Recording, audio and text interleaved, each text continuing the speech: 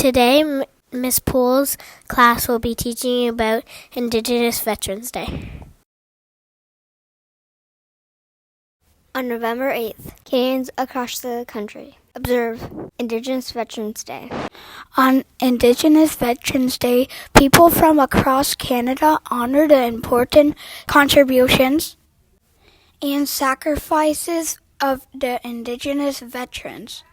Indigenous peoples have served with other Canadians and besides our allies in both world wars and every major conflicts since. They still continue to proudly serve for the Royal Canadian Armed Forces today. Around 4,000 Indigenous soldiers enlisted in World War I by choice and over 3,000 joined in World War II. It is estimated that 12,000 First Nations, Métis, and Inuit people served in the great conflicts of the 20th century, with at least 500 sadly losing their lives. You may be wondering why there is a special day dedicated to honoring Indigenous veterans. Indigenous Veterans Day exists to acknowledge the sacrifices made by First Nations, Métis, and Inuit peoples that for many, many years were not properly recognized. In 1994, the first National Indigenous Veterans Day was observed in Manitoba after the First Nations, Métis, and Inuit people were not recognized during Remembrance Day ceremonies. In fact, it wasn't until 1995 that Indigenous veterans were allowed to lay wreaths at the War Memorial in Ottawa on Remembrance Day. Indigenous people of Canada have been mistreated and underappreciated in our history, even though they were very involved. Indigenous soldiers did not receive the same treatment as the other Canadian soldiers. When they got home, many Indigenous veterans were unable to receive veterans' benefits. Some people thought that it would be unfair to give them the same benefits as the other soldiers because of treaties. But many gave up their Indigenous status to enlist, so they weren't able to get benefits in their own communities either. Sometimes, if they did receive benefits, they were much more less than their fellow veterans. In some places, they were banned from Royal Canadian Legion halls and were redirected to Indian agents. These agents didn't always have their best interest in mind, sometimes not paying money that was supposed to go to the soldiers' deserving families. These determined volunteers overcame many obstacles to serve in uniform, from learning a new language and adapting to cultural differences to needing to travel long ways just to join. Indigenous peoples brought back valuable skills with them to the military and were given special roles. For example, some Indigenous soldiers were used as code talkers to send secret messages using their nation's language, like Cree. They were known for their well-honed hunting skills and used as snipers and as reconnaissance scouts, meaning they were able to sneak ahead to gather information on where the enemy was. Here are some profiles we created on Indigenous veterans. We have learned about while studying Indigenous Veterans Day. Tommy Prince was an Anishinaabe, which is a group of Indigenous people. Tommy worked his hardest in the war. The famous Tommy Prince was born in 1915 and died in 1977. He was from the Broken Head Nation in Scantlebury, Manitoba. He served in World War II and in the Korean War. He worked in reconnaissance, scouting, and collecting information on the German soldiers. He was rewarded 11 medals and the Silver Star. He was given this by King George VI. Tommy was one of the bravest soldiers in all of Canada.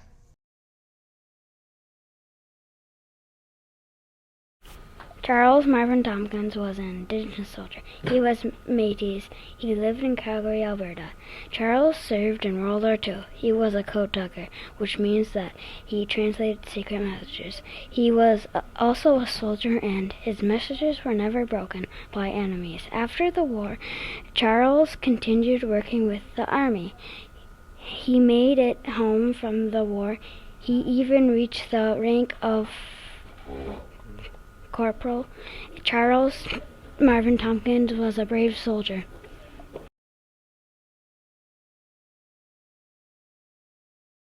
Decoy was an interesting man that everyone should learn about. Alexander was born a part of the Red Pheasant Reserve in Saskatchewan. His father was Métis and his mother was Cree. Surprisingly, he moved all the way to Alberta as a young man. Alexander, why are we talking about him exactly, you may wonder? We are talking about him because he was a part of the Canadian Army in 1916. His group was the 202nd Infantry Battalion, and later on he was a part of the 49th Battalion. Before being in the Army, he joined the Edmonton Police Force in 1909. When he joined the Edmonton Police Force, he made history by becoming the very first Indigenous police officer in Canada. Surprising, right? He was even a long-distance runner in the Olympics, which really helped out in the war. He was able to bring messages across the battlefield, which was a very important and dangerous job. Did you know that Decoy competed in the military sporting event in England, where he won a 5-kilometer race, in which he was awarded the prize of King Charles V's watch? The most sad yet wholesome thing is that a cute little rosebush grew from the right-hand side of his grave. You may ask, what do you mean by grave? Well, he died while fighting in the Canadian troops trying to capture the small town of Passchendaele. Unfortunately, he died while fighting with the Canadian troops on October 30th, 1917, before his 30th birthday.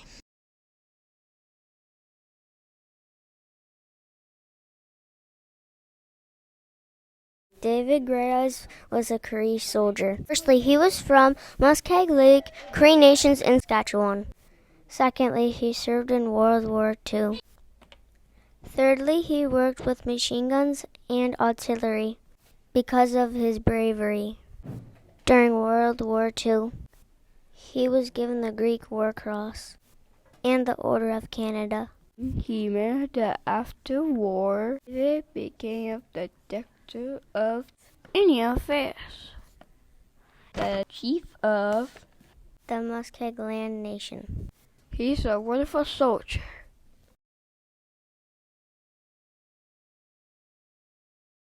Very honored to teach you about Charles Henry Bike. First of all, he was from Moose Factory, Ontario. He was a Cree soldier. Secondly, he was in World War I. He was also in World War II. Thirdly, he got married after his service to the military and had children. He got the military medal and a distinguished conduct medal. He was inducted into the Canadian Veterans Hall of Valor. We find all of this information really interesting. Do you?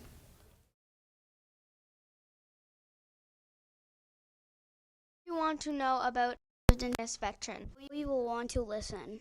Edith Anderson Montour, a Mohawk woman, lived on the Six Nation Reserve near Brantford, Ontario. She served in World War I. World War I started in 1914 and ended in 1918.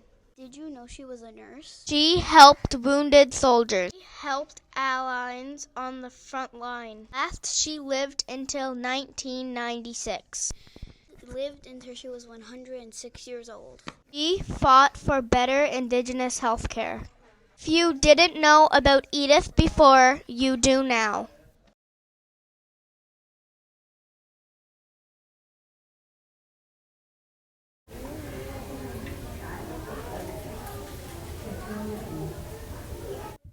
First, he is from the Shawanoga First Nation in Nobel, Ontario. Next, he served. He was a sniper and a scout. He was awarded the military medal along with 2 bars of bravery. He was an Amish Bombay soldier, and everyone called him Peggy. Finally, he died in 1952. Was an Indigenous activist and the chief of his nation. He was a very good soldier.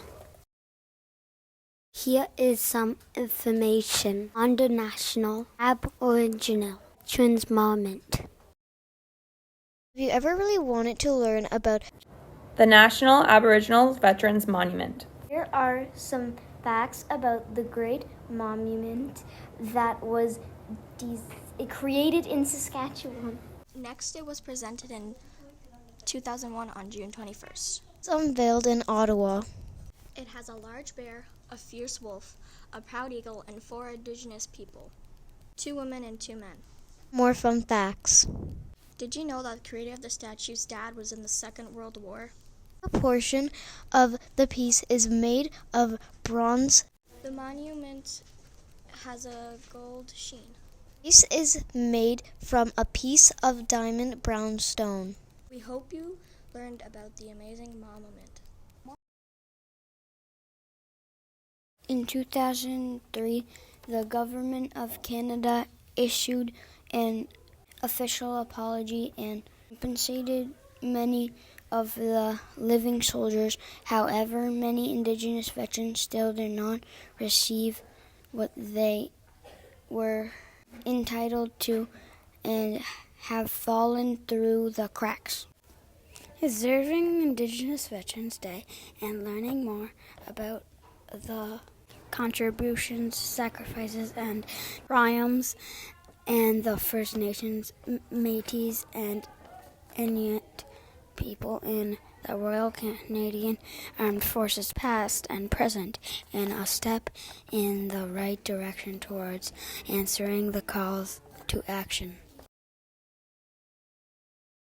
On November 8th, or while observing Remembrance Day, please take a moment of silence for those Indigenous soldiers who gave up so much so that we could live a carefree life today. We hold our loved ones, families, and communities in our hearts. Lest we forget.